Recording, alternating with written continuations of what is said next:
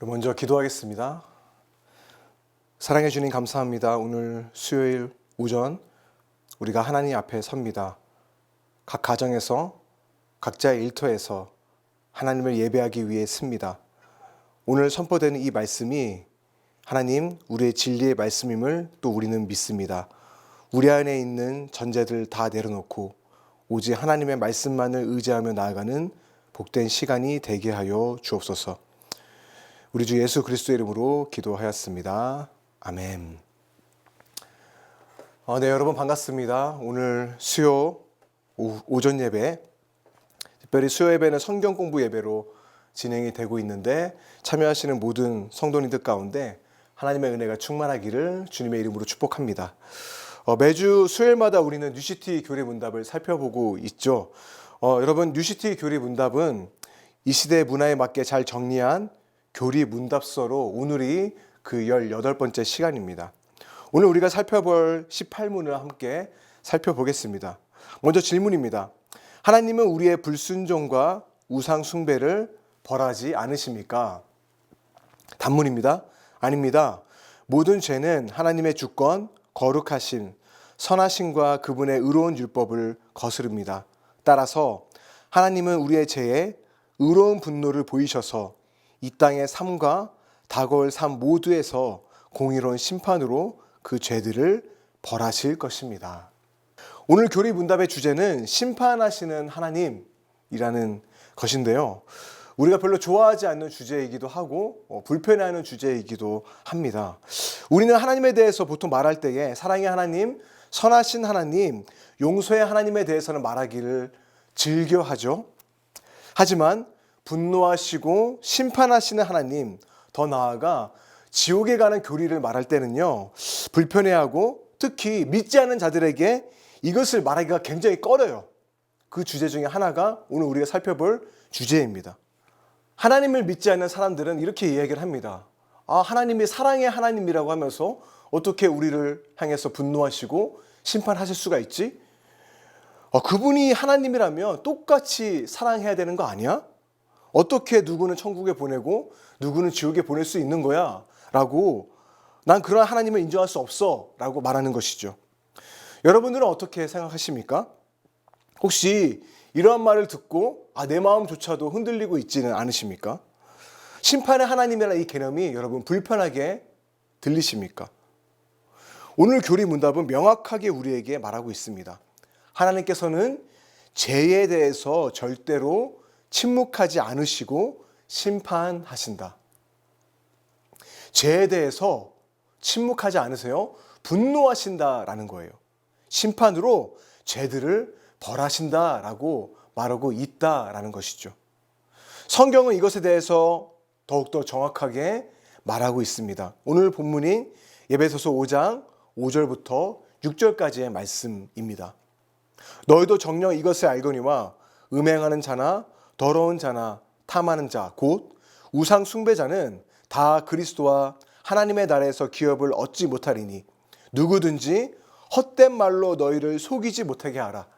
이로 말미암아 하나님의 진노가 불순종의 아들들에게 임하나니. 하나님의 진노가 불순종의 아들들에게 임한다라고 말씀하고 있습니다. 여러분, 하나님은요 죄를 기뻐하지 않으세요? 죄는 응당 그에 대한 처벌이 있다라고 성경은 거듭 이야기하고 있는 것입니다. 그래서 누구든지 헛된 말로 너희를 속이지 못하게 하라라고 말하고 있어요. 다시 말해 하나님이 죄에 대해서 심판하지 않는다라는 말, 이것은 헛된 말이라는 것입니다. 우리는 누군가에 대해서 하나님에 대해서 말할 때 하나님은 선하신 분이에요, 너무나 좋으신 분이에요 라고 말하기를 좋아해요. 하지만 하나님은 진노하세요. 죄에 대해서 진노하시고 심판하세요 라고 말하는 것을 굉장히 꺼려합니다. 아시다시피 하나님은 사랑의 하나님이기도 하지만 심판의 하나님입니다. 하지만 우리는 진노하지 않는 하나님에 대해서만 이야기하려고 하는 것 같아요. 여러분들은 어떠합니까? 왜 그럴까요? 제가 생각하기에는 은근히 우리 마음 가운데 이런 마음이 자리 잡고 있는 것 같아요. 하나님에 대해서 이야기한다면 하나님에 대한 그 좋은 점만 이야기해야지. 그래서 무의식 중에 이런 개념이 우리 가운데 자리 잡고 있는 거예요. 이게 뭐냐면 사랑의 하나님 이건 좋은 거고 심판의 하나님 이거는 좋지 못한 거라는 개념이 우리도 모르게 자리 잡고 있는 것은 아닌지 여러분 한번 생각해 보시기 바랍니다. 여러분 과연 그럴까요? 저는 오늘 이것에 대해서 여러분들과 함께 이야기를 나누고자 합니다.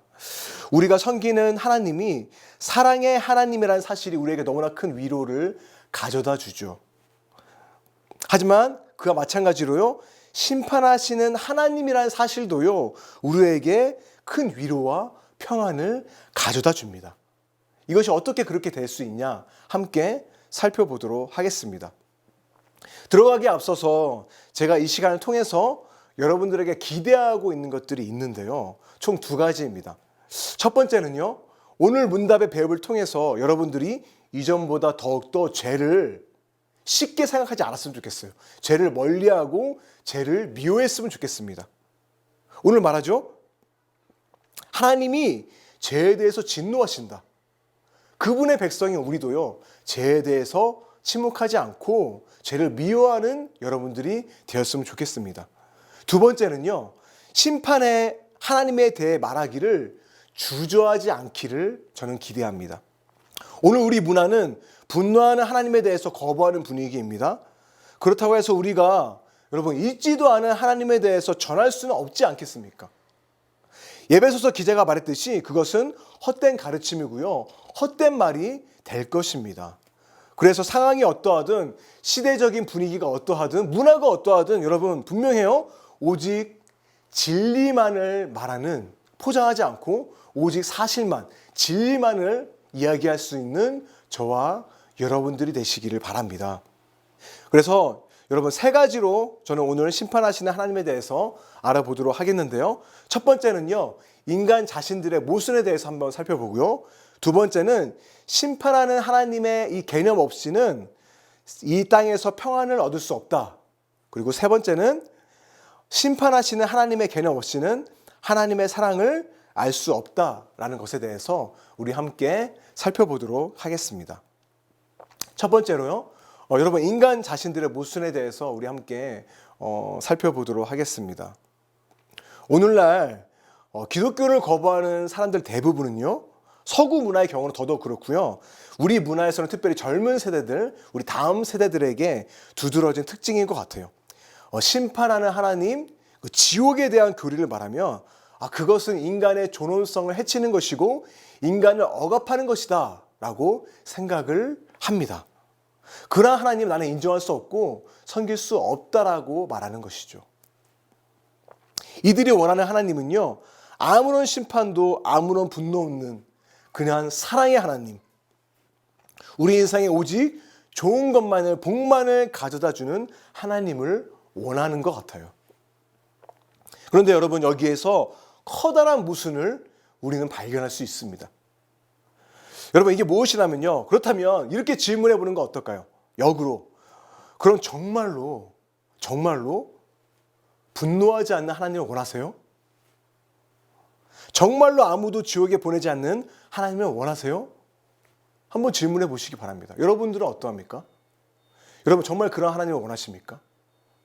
모든 것을 다 허용하는, 죄에 대해서 침묵하고 아무런 심판도 하지 않는 그저 웃으시기만 하는 하나님, 그런 하나님 여러분 원하십니까? 예를 들어 히틀러나 여러분 알잖아요. 너무나 끔찍한 일들을 저지른 사람들에 대해 침묵하고 무조건 용서하시고 사랑한다? 여러분 이러한 존재를 하나님이라고 우리가 말할 수 있을까요? 여러분 우리는 이러한 하나님을 따를 수 없습니다. 그리고 이러한 하나님을 하나님이라고 인정할 수 없어요. 맞습니다. 여러분 우리는 말하죠. 일상에서 자주 우리는 외칩니다. 정의는 어떻게 돼야 됩니까? 실현돼야 한다. 우리는 모두 다 그것을 믿고 있고 다 그것에 대해서 원하고 있어요. 그래서 어떠한 범죄가 일어나거나 누군가 너무나 억울한 일을 당했어. 그러면 마땅히 그에 대한 대가나 처벌을 받아야죠. 만약에 받지 않는다면 여러분 우리는 그것에 대해서 어떠합니까? 분노하지 않습니까? 그렇죠. 청원을 해서라도요, 여러분 그 사람이 처벌받기를 바랍니다. 죗값을 반드시 치러야 된다라는 것이죠. 그런데 하나님은 분노하지 말아야 된다? 여러분, 이거는 앞뒤가 맞지 않는 모순된 것이죠. 여러분, 1986년에 일어난 화성 연쇄 살인 사건 너무나 잘 아실 것입니다. 무려 14명의 부녀자를 강간하고 끔찍하게 살해한 사건인데요. 30년 동안이나 범인이 잡히지 않았습니다. 누구라도요, 여러분, 이 범인이 잡히기를 바랬을 것입니다. 당연한 거죠. 죗값을 치러하지 않겠습니까? 다행히도 여러분, 범인이 잡혀서 34년 만에 이 사건이 종결이 되었습니다. 그래서 사람들은 이렇게 말하지 않습니까? 드디어 정의가 실현됐다. 이게 마땅히 이루어져야 될 것이 일어났다라고 말하는 것이죠. 만약에 범인이 잡히지 않았더라도요, 이 사건이 영영 미제 사건으로 남는다 할지라도요, 천벌을 받을 놈이라고 아마 모든 사람들은 그 범인에 대해서 여겼을 것입니다. 그리고 언젠가는 이 사람은 그 죄에 대해서 대가를 받을 거야 라는 마음이 모두에게 동일하게 있을 것입니다. 여러분, 천벌이 무슨 말입니까? 무슨 의미죠? 하늘이 내리는 큰 벌을 말하지 않습니까? 심판하시는 하나님에 대해서 비인격적이다라고 말하면서 언젠가는 치러질 정당한 심판이 있기를 모두가 바란다라는 거예요. 여러분, 이것은 큰 모순이죠. 오늘 교리 문답은 우리에게 분명하게 말해주고 있어요.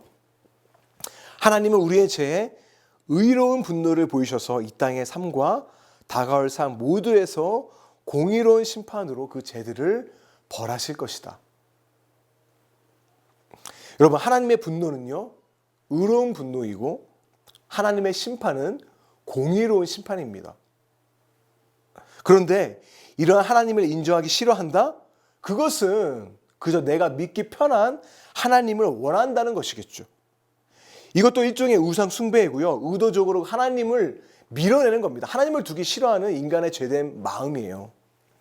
그래서 앞뒤가 맞지 않는 모순이다라는 것입니다. 정의를 외치면서 정작 죄에 대해서 침묵하기를 바라는 인간의 모순이라는 것입니다. 두 번째는요, 심판하는 하나님의 개념 없이는 이 땅에서 진정한 평안을 누릴 수 없다라는 것입니다.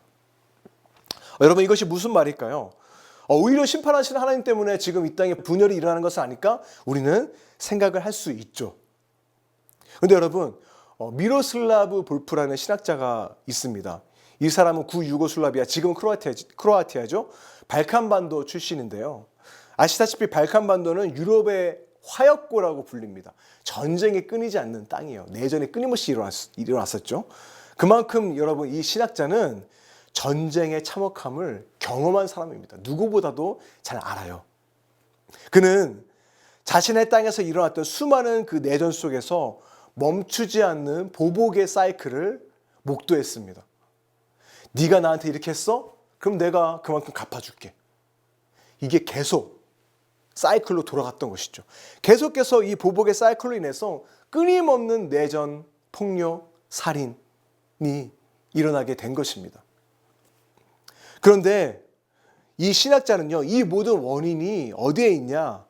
하나님의 심판을 믿지 않았기 때문이다라고 이 신학자는 말을 합니다. 이분의 글인데요, 읽어드릴게요. 만약 하나님이 불의에 화를 내지 않는다면 그 신은 예배할 가치가 없다. 우리 안에 폭력적인 성향을 잠재울 수 있는 유일한 방법은 심판이 하나님으로부터 내려진다는 사실이다. 여러분, 이게 무슨 말일까요? 제가 이분의 글을 인용해서 이렇게 말씀드리고 싶습니다. 하나님께서 심판하시고 복수하신다는 주장은 많은 그리스도인들에게 인기가 없을 것이다. 하지만 나는 이 주장을 거부하려는 이들에게 자신이 전쟁 지역에서 강의를 한다고 상상을 해보라고 제안한다.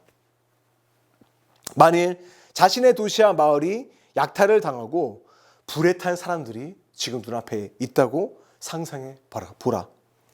딸과 자매들이 강간을 당하고 아버지와 형제들이 목을 베인 사람들을 만난다면 여러분, 이들에게 어떠한 말을 해줄 수 있겠습니까?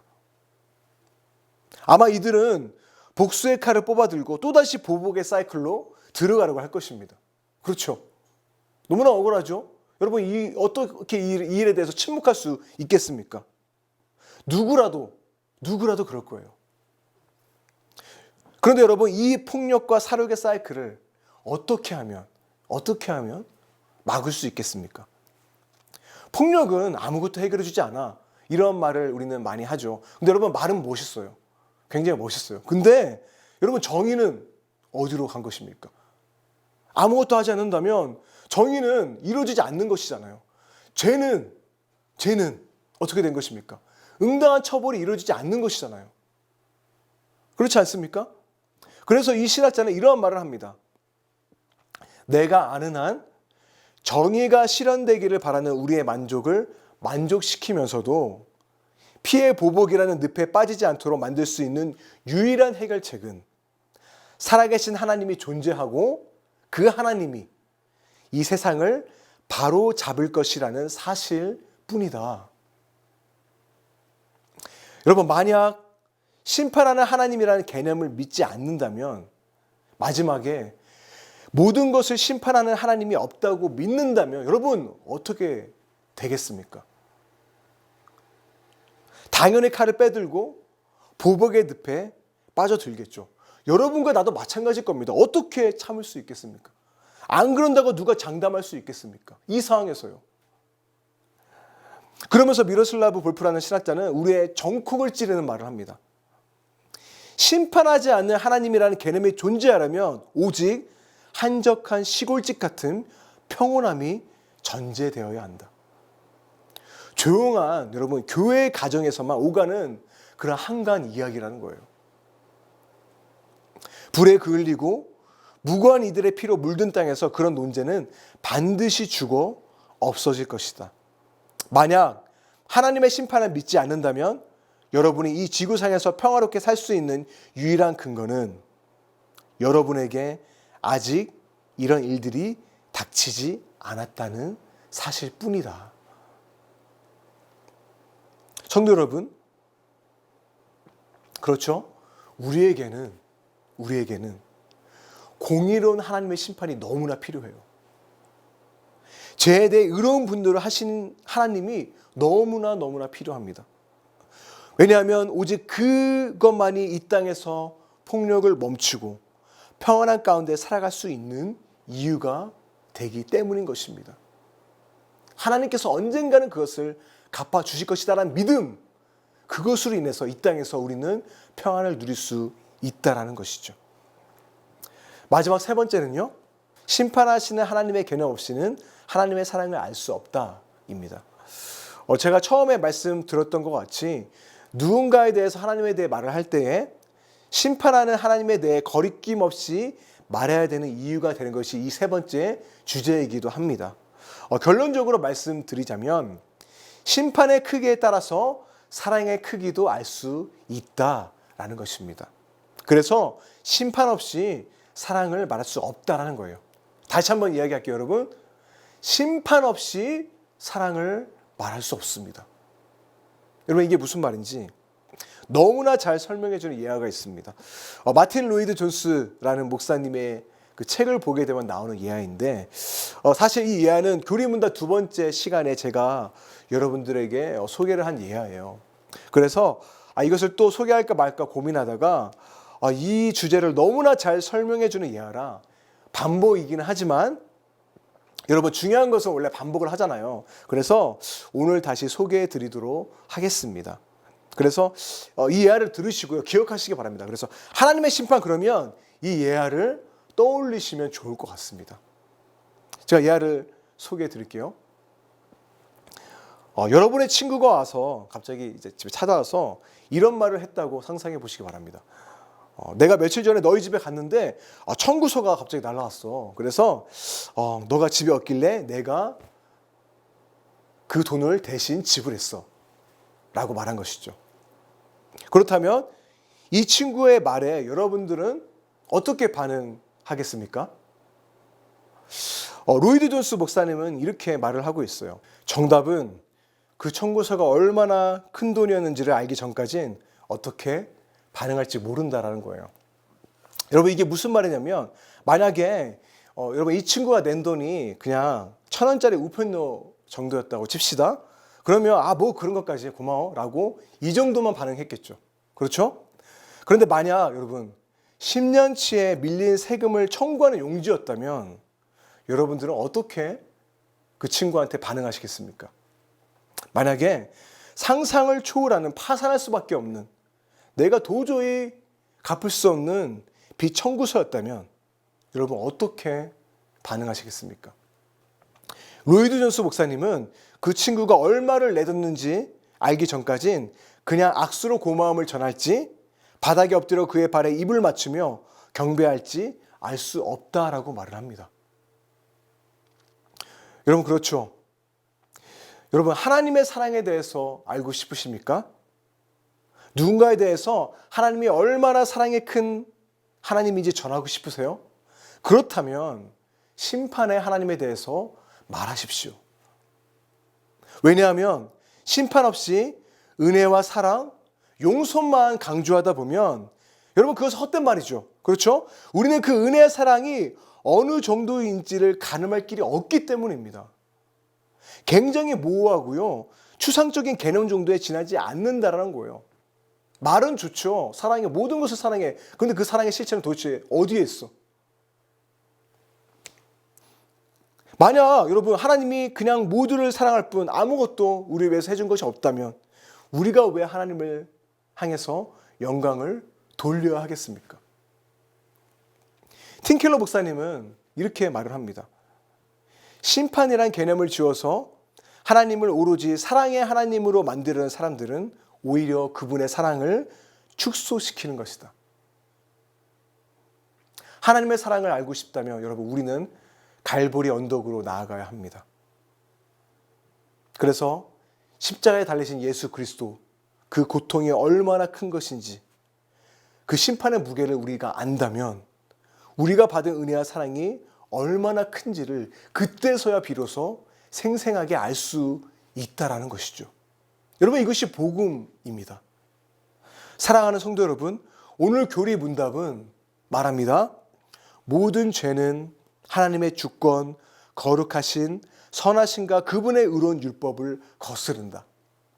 따라서 죄인이 우리를 향한 하나님의 진노와 심판은요, 마땅한 거예요.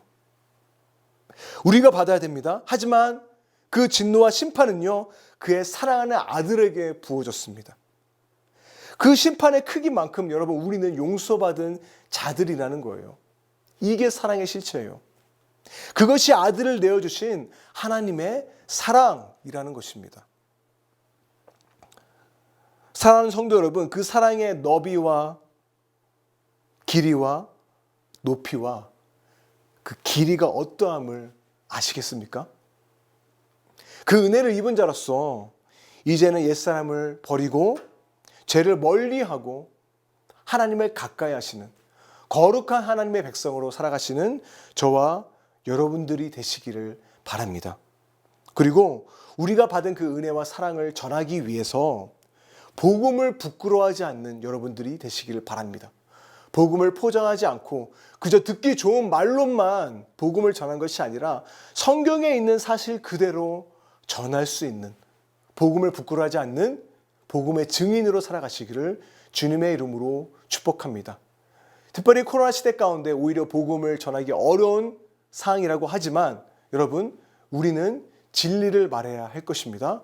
그 상황과 그 분위기에 눌리지 마시고요, 복음을 전할 기회가 있다면 담대하게 복음을 전하실 수 있는 저와 여러분들이 되시기를 주님의 이름으로 축복합니다. 우리 함께 기도하시겠습니다. 공의로우신 하나님 아버지, 우리는 하나님의 진노를 받기에 마땅한 자들입니다. 우리는 하나님의 계명을 어겼으며 온몸과 마음 힘을 다하여 하나님을 사랑하지도 않았습니다.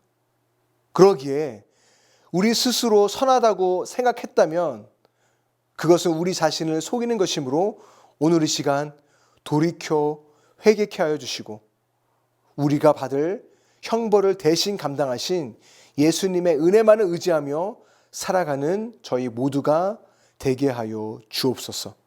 우리 주 예수 그리스도의 이름으로 기도하였습니다. 아멘. 지금은 우리 주 예수 그리스도의 은혜와 하나님의 사랑과 성령의 교통하심이 죄로 인해 죽었으나 예수 그리스도로 인해 생명을 얻고 아직도 죄 가운데 신음하고 있는 이 세상 가운데 그 생명의 은혜를 보내기를 원하는 이곳에 모인 성도들에게 항상 함께 있을지어다. 아멘.